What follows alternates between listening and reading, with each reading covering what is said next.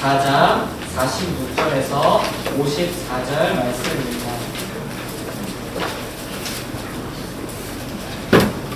저와 여러분이 한 절씩 교독하시다가 우리 54절을 같이 합독하도록 하겠습니다. 예수께서 다시 갈릴리 가나에 이르시니 전에 물로 포도주를 만드신 곳이라. 왕의 신하가 있어 그의 아들이 가버나움에서 병들었더니 그가 예수께서 이름과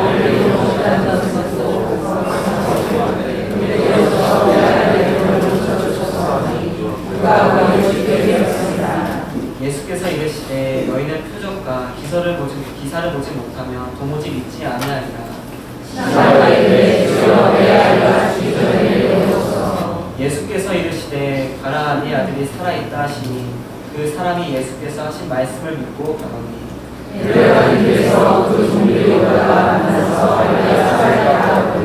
그 낫기 시작한 때를 물은즉 어제 7시에 열기가 떨어졌나이다 하는지라.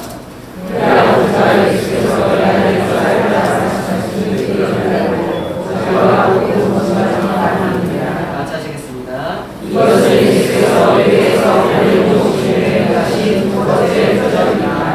아멘. 지금 이 시간에는 이정환 담임 목사님 나오셔서 두 번째 표적이라는 말씀을 제대로 가지고 인도하실 때 많은 은혜 받으시기 바라겠습니다. 수요일날 만났으면 좋겠습니다. 하나님 말씀 증거하도록 하겠습니다. 우리가 여행을 갈 때는 이 목적지가 있습니다. 무작정 집을 나서는 사람은 없습니다. 항상 목적지를 정해놓고 이 집을 나서게 되죠. 요한복음 4장 3절에 보면 예수님은 유대 땅을 떠나십니다. 자, 유대 땅을 떠나시는 예수님의 목적지는 갈릴리였습니다. 예수님은 남쪽 유대 땅을 떠나서 지금 이제 북쪽 갈릴리로 올라가는 길입니다. 여러분, 이 올라가는 길에 예수님은 중간에 어디를 들리셨죠? 네, 사마리아. 사마리아를 들리셨습니다. 그곳에서 예수님은 이제 우물가에 나온 사마리아 여인을 만나십니다. 예수님을 만난 사마리아 여인은 동네에 들어가 예수님을 전합니다. 그러자 수많은 사마리아인들이 예수님을 믿는 이 부흥의 역사가 일어났습니다. 예수님은 그들의 요청으로 그곳에서 이틀을 더 머무신 후에 이 사마리아를 떠나십니다. 자, 그리고 오늘 드디어 목적지인 이제 갈릴리 가나에 도착을 하십니다. 이 갈릴리 가나는요, 예수님이 처음 온 장소가 아닙니다. 이전에도 한 번 오셨던 장소입니다. 여러분, 혹시 이 갈릴리 가나 요한복음에서 기억하시나요? 어떤 곳이었죠? 예, 맞습니다. 예수님이 첫 번째 표적을 일으킨 장소가 갈릴리 가나였습니다. 물로 포도주를 만드신 첫 표적을 행하신 곳이 갈릴리 가나였죠. 자, 이곳을 예수님이 다시 찾아오십니다. 그리고 다른 곳이 아니라 또 이곳에서 두 번째 표적을 행하십니다. 자, 오늘은 그 두 번째 표적의 현장으로 함께 들어가 보겠습니다. 자, 오늘 본문의 표적의 현장에 한 인물이 등장합니다. 여러분, 누구입니까? 왕의 신하입니다. 자, 여기서 왕은 이 갈릴리 지역을 다스리던 이 군봉왕 헤롯 안디바의 것입니다. 이 헤롯 안디바는 자신의 아내와 이혼하고 이복 동생의 아내와 결혼합니다. 이때 세례 요한이 또 거침없이 또 이 일을 이제 비난하죠. 그러자 세례 요한을 이제 감옥에 가두고 그의 목을 베었던 왕이 이 헤롯 안디바였습니다. 특별히 예수님은 이 헤롯 안디바를 가리켜 저 여우라고 불렀습니다. 그러니까 아주 간교하고 통치를 잘한 꾀가 많은 왕이었죠. 그만큼 또 황제의 신임을 얻어서 다른 형제들 가운데 가장 오랫동안 통치하고 또 가장 안정적으로 나라를 통치했습니다. 그러니까 왕의 신하는 이 헤롯 안디바 밑에서 섬기던 신하였습니다. 그러니까 오늘날로 말하면 이 고위공직자에 해당하죠. 아마 장관급이나 이 차관급에 해당할 것입니다. 그러니까 황제의 신임을 받았던 왕의 신하였다며 그는 막강한 신분과 권력을 누렸을 것입니다. 경제적으로 또 정치적으로 또 사회적으로 전혀 부족함이 없는 풍족한 사람이었을 것입니다. 자, 그런데 그의 삶에 이제 문제가 하나 찾아옵니다. 어느 날 그의 아들이 죽을 병에 걸린 것입니다. 이 고열이 수반되는 생사를 넘나드는 이제 위중한 병을 앓게 되었습니다. 왕의 신하는 이 돈으로 할 수 있는 모든 치료 방법을 다 시도해 보았을 것입니다. 자신의 인맥을 동원해서 아들을 데리고 그 당시 모든 명의를 찾아갔을 것입니다. 그러나 그 누구도 아들의 병을 고쳐주지는 못했습니다. 할 수 있는 모든 것을 다 해보았지만 오히려 아들의 병사는 죽음으로 치닫고 있었습니다. 자, 그때 예수님께서 갈릴리에 오셨다는 소식을 듣게 됩니다. 수많은 병자를 고치시고 기적을 베푸신 예수라는 분이 갈릴리에 오셨다는 소식을 듣습니다. 그 소문을 듣고 왕의 신하는 가버나움에서 갈릴리 가나까지 예수를 만나기 위해 단숨에 달려옵니다. 이 가버나움에서 갈릴리 가나는 약 이게 좀 책들마다 주석마다 좀 다른데요. 보편적으로 약 34km의 거리라고 말합니다. 그러니까 걸어서 한상일상 못 걸린 것을 놀라시는데요. 네, 걸어서 8시간에서 10시간이 걸리는 길입니다. 그러니까 시험시험 걸으면 한나절이 거의 꼬박 걸리는 길이었죠.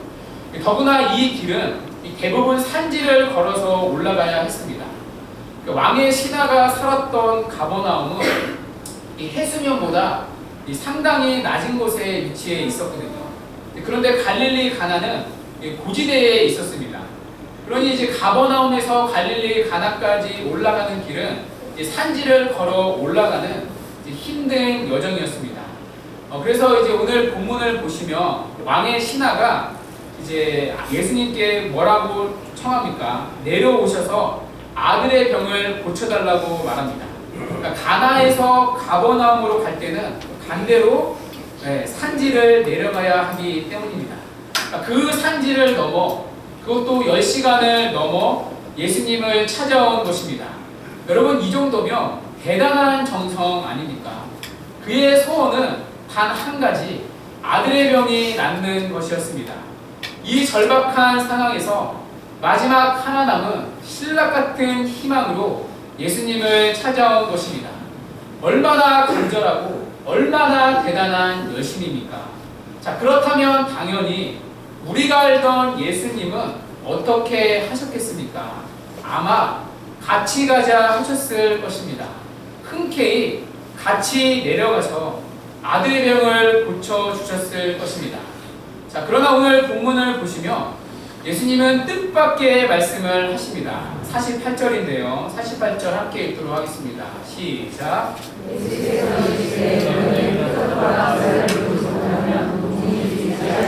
아멘. 여러분, 이것은 예수님의 책망입니다.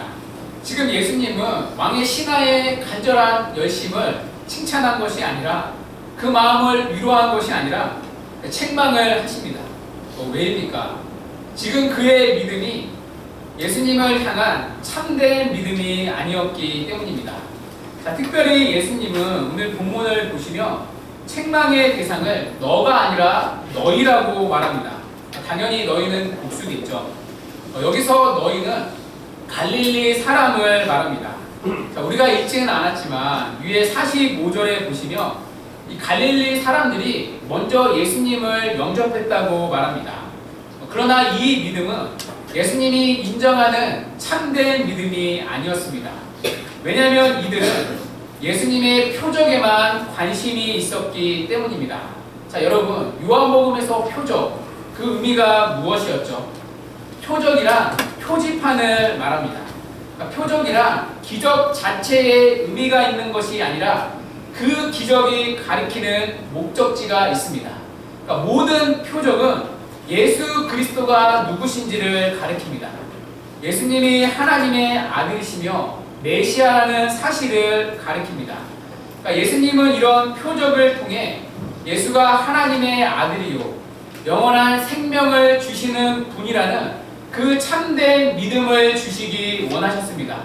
자, 그러나 이들은 표적을 받지만 이런 신앙의 고백까지 나아가지 못했습니다. 표적을 구하고 그 응답을 받았지만 그들은 예수님이 누구신지에 대한 관심은 없었기 때문입니다. 기적을 경험하면서도 그들은 여전히 하늘의 일이 아니라 이 땅의 일에 매달리고 이 땅의 일을 구했습니다. 자, 그런데 왕의 신하 역시 이 갈릴리 사람들의 믿음과 다르지 않다는 것입니다. 지금 예수님은 그 믿음 없음을 책망하셨던 것입니다. 자, 그래서 여러분, 여기서 믿음 없음은 병고침의 능력을 믿지 못하는 믿음 없음을 책망하는 것이 아닙니다. 지금 그는 이 예수님의 병고침의 능력을 믿고 간절한 마음으로 여기까지 찾아온 것입니다. 그러나 병고침이 드러내고 표시하는 예수가 누구신지에 대한 관심은 없었다는 것입니다. 그저 예수를 자신의 삶의 문제를 해결해 줄 능력자 정도로 믿었던 것입니다. 예수가 누구인지, 예수가 하나님의 아들이며 영원한 생명을 주시는 분이라는 것에 관심이 없었던 것입니다. 그 믿지 못함을, 그 믿음 없음을 지금 예수님은 책망하시는 것입니다. 오늘날 우리의 신앙도 마찬가지겠죠. 우리가 예수를 믿을 때 어떤 예수를 믿습니까? 여러분은 예수를 믿는 그 확신을 어디서 찾습니까? 예수님은 우리의 죄를 구원하기 위해 이 땅에 오셨습니다. 나의 죄를 구원하기 위해 이 땅에 오신 예수를 믿는 자만이 예수님이 인정하는 참된 믿음입니다. 자, 그런데 만약 예수가 나의 삶의 문제를 해결해 주시는 것만으로 믿는 것은 참된 믿음이 아닙니다. 그렇게 예수님의 은혜를 고백하는 것으로는 부족한 믿음입니다. 자, 그것을 예수님이 책망하시는 것입니다. 자, 그런데 이 책망을 들은 신하의 반응이 무엇입니까? 자, 반응이 49절인데요. 우리 49절 한번 읽어보도록 하겠습니다. 시작. 네, 이 책망을 들은 이 신하가 자신의 간청을 포기하지는 않습니다. 중단하지 않고 계속해서 아들의 병을 고쳐달라고 고집합니다. 오히려 더 책망을 들은 후에 더 적극적으로 예수님께 매달립니다. 그런데 여기에 보면 재밌는 표현이 하나 있는데요. 예수님께 내 아이라고 말합니다. 47절에 보시면 내 아들이라고 말했거든요. 자, 그런데 아들에서 아이로 표현이 바뀝니다. 지금 왕의 신하는 예수님이 책망을 하자 이번에는 예수님께 감정적으로 호소하는 것입니다. 감정적으로 선동하는 거죠. 아직은 살아야 할 아이가 죽게 되었으니 불쌍하지도 않냐는 것입니다.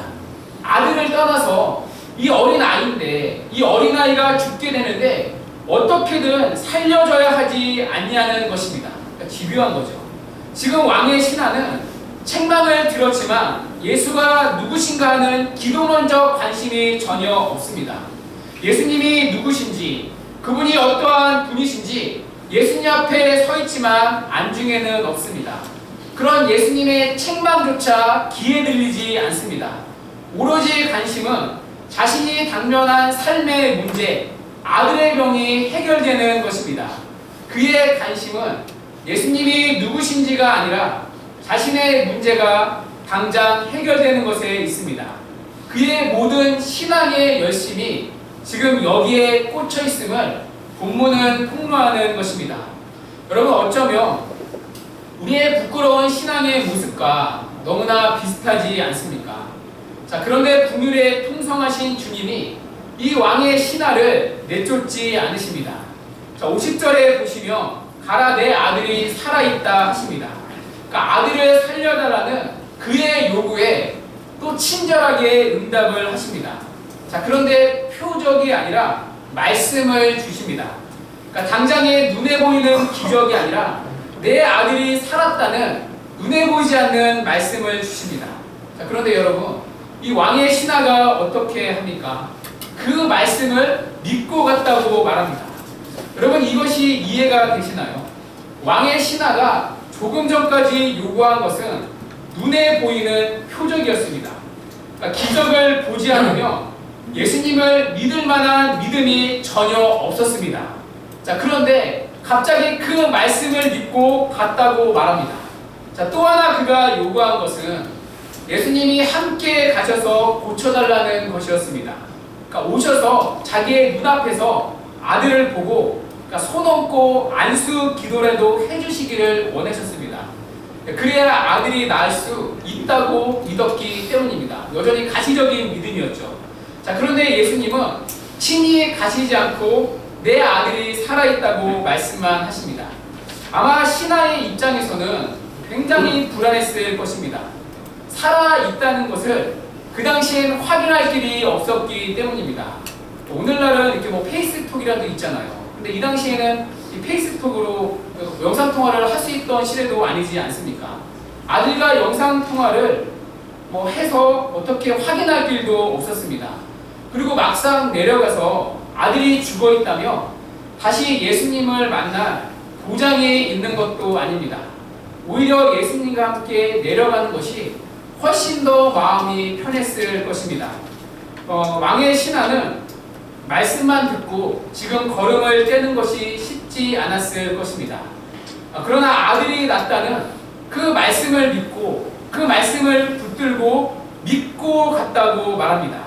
여러분, 지금 이 신하의 믿음의 변화가 보이십니까? 처음에 이적적 신앙에서 지금 말씀을 믿는 신앙으로 변화된 것입니다.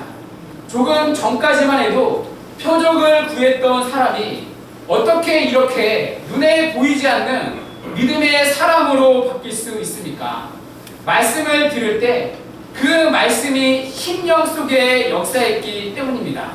하나님의 은혜가 왕의 신하의 심령 속에 역사하여 믿음을 주셨기 때문입니다. 그 결과 처음에 가졌던 이적적 신앙에서 말씀을 믿는 신앙으로 변화된 것입니다. 자, 그런데요, 재미있는 것은 이 믿음도 온전한 믿음이 아니었습니다. 자, 그 증거가 52절에 나오는데요. 자, 먼저 51절에 보면 이제 왕의 신하가 그 말씀을 믿고 내려가는 길에 자신의 종들을 만납니다. 그러니까 종들로부터 왕의 신하는 자신의 아들이 살았다는 소식을 듣습니다. 자, 그러자 52절에 아들이 낳기 시작한 때를 묻습니다. 여기서 묻는다는 것은 헬라어로 에피데토라는 단어인데요. 그러니까 탐문하다라는 뜻이 있습니다.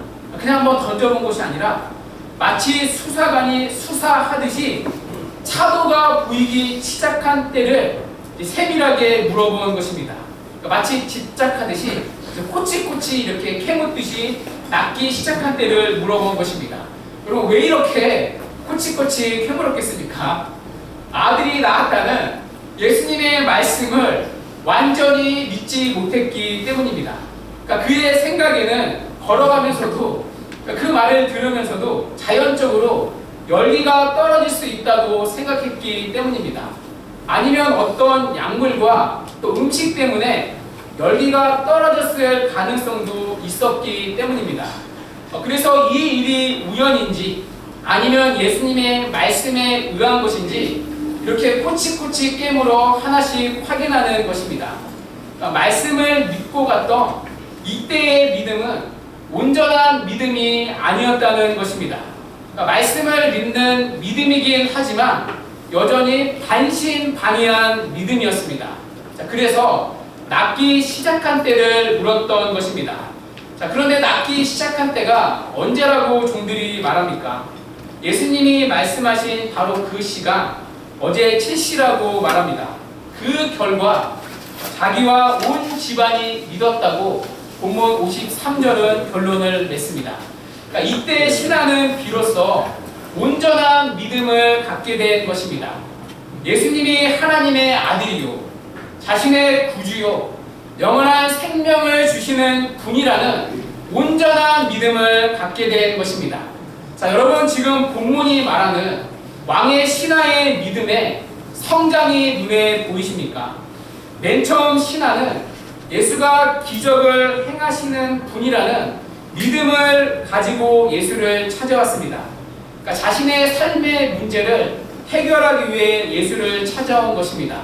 그때는 말씀이 들리지 않았던 거죠. 자, 그 다음 표적을 보지는 못했지만 그 다음 단계에서는 예수님의 말씀을 신뢰하는 믿음이 생깁니다.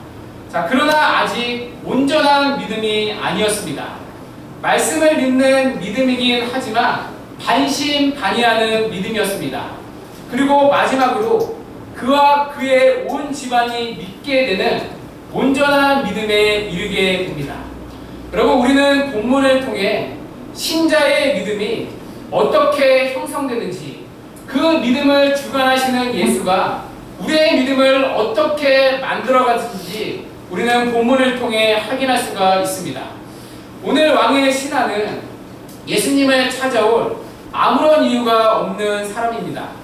그것도 이렇게 먼 길을 찾아와야 할 이유가 없는 사람이었죠. 그는 경제적으로 또 정치적으로 사회적으로 누릴 만큼 누리는 사람이었을 것입니다. 그가 주님께 나올 이유는 사실 없습니다. 그런데 이런 사람이 어떻게 주님께 나와서 간절한 마음으로 무릎을 꿇었습니까? 자기 아들이 병들어 죽게 되었기 때문입니다. 자신의 힘으로 해결할 수 없는 인생의 고난을 만났기 때문입니다. 여러분, 이것이 사람의 타락한 본성입니다.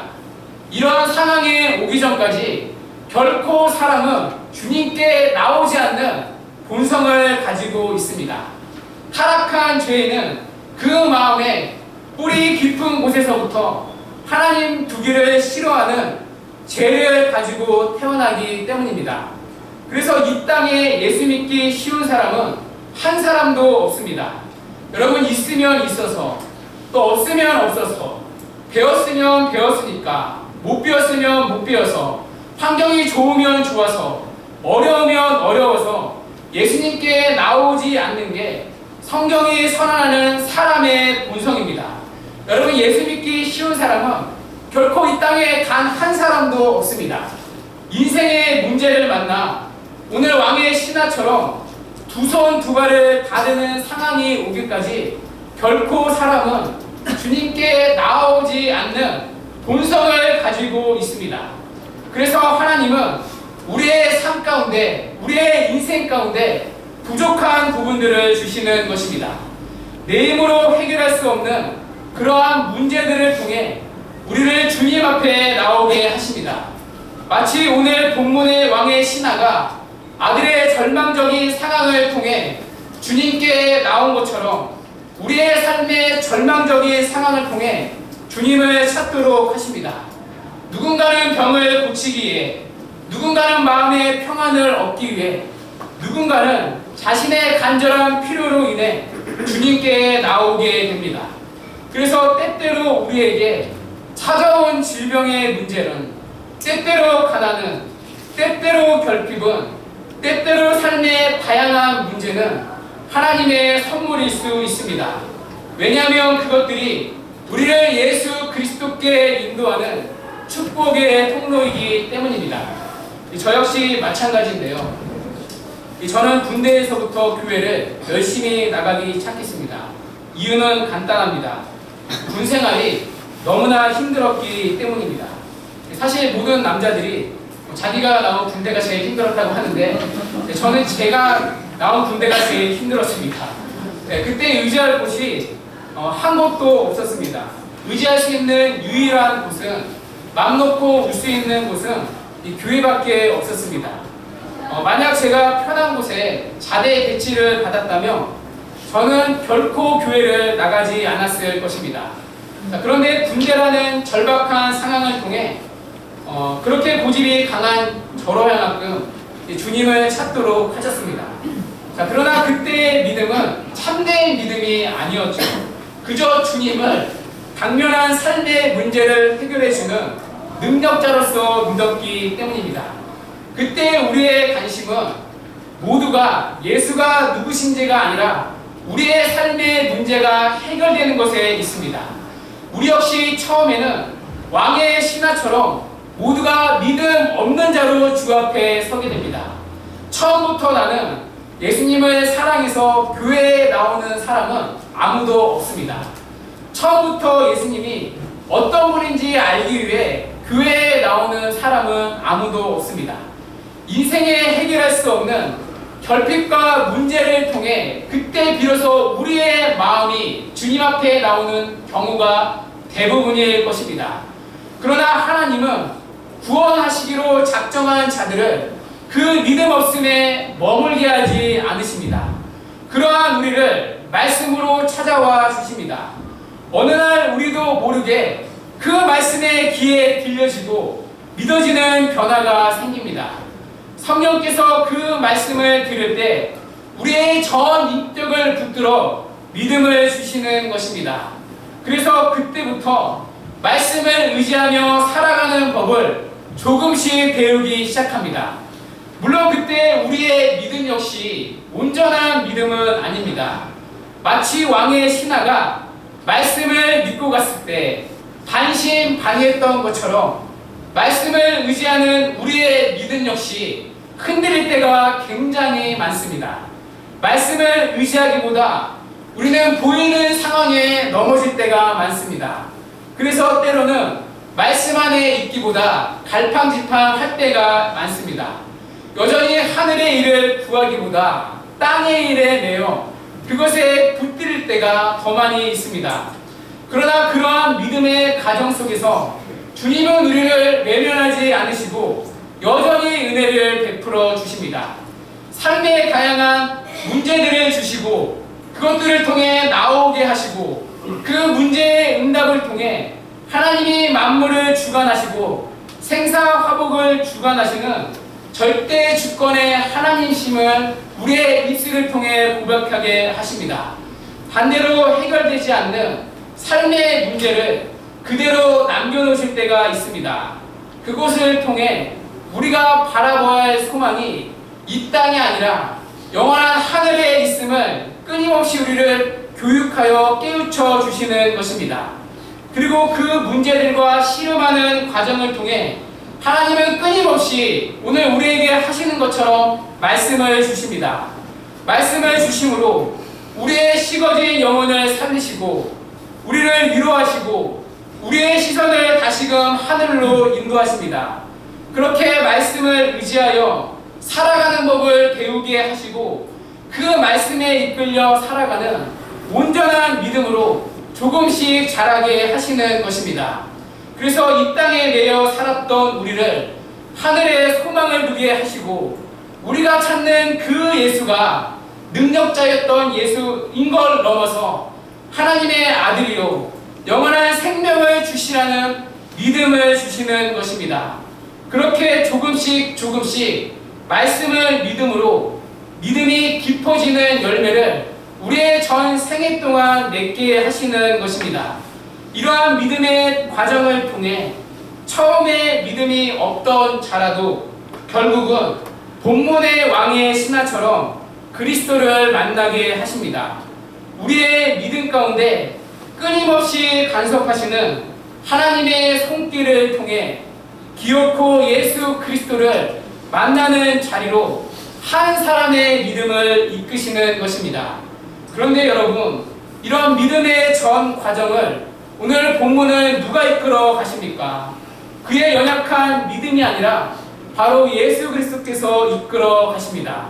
우리를 부르시고 우리에게 말씀을 주신 예수님이 우리의 시간과 공간 속에 우리의 전 생애를 통해 우리를 온전한 믿음으로 인도하시는 것입니다. 이렇게 우리는 하나님의 간섭하시는 은혜와 손길을 힘입어 오늘 이 자리에 오게 된 것입니다. 그리고 앞으로도 예수님은 우리의 믿음을 온전함의 자리로 인도하실 것입니다.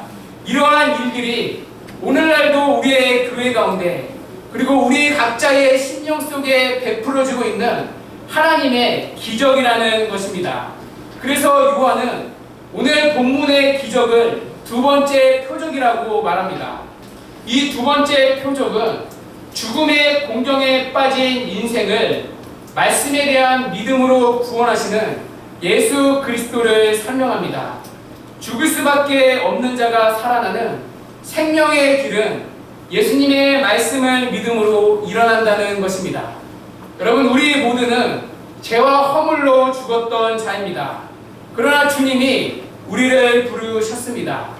삶의 다양한 문제들을 통해 우리를 주님 앞으로 이끄십니다. 그러니 삶에 문제가 있다며 주님께 나와 주님을 찾으십시오. 그러나 거기에 머무는 것이 아니라 그 문제들을 통해 예수가 누구신지 만나는 온전한 믿음의 은혜가 있기를 바랍니다. 예수가 영원한 생명을 주시는 자신의 구주라는 온전한 믿음까지 우리 모두가 자라는 은혜가 있기를 바랍니다. 무엇보다 이 믿음을 주관하시고 온전케 하시는 예수 그리스도의 이 기적의 은혜가 우리 모두의 심령 가운데 있기를, 그래서 자기와 온 집안이 다 믿으니라, 이 말씀이 우리의 고백이 되기를 주님의 이름으로 간절히 축원합니다. 이 시간에 다 같이 일어나셔서 말씀 붙잡고 찬양하시고 기도하도록 하겠습니다. 위대했던